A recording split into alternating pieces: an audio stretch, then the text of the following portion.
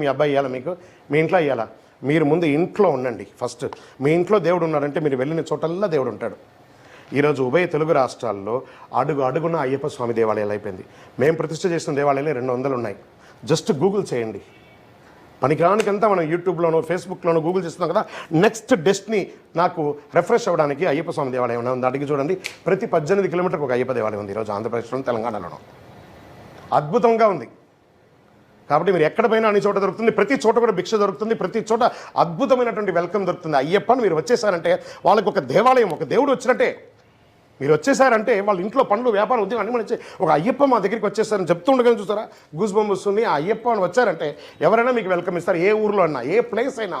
Just మన కార్లో puncture అయిపోయిందంటే మనం నిలబడ్డామంటే, స్వామి ఏమైంది చెప్పండి, వాళ్ళు వీళ్ళు మాట్లాడతారు, ఎవరు ఏ స్వామి ఇక్కడ అయ్యింది, వీళ్ళు అని చెప్పి మన కార్ని సర్వీస్ చేసి ఇమీడియట్గా పంపించేస్తారు. మీరు సివిల్లో పోయి నిలబడండి, కనీసం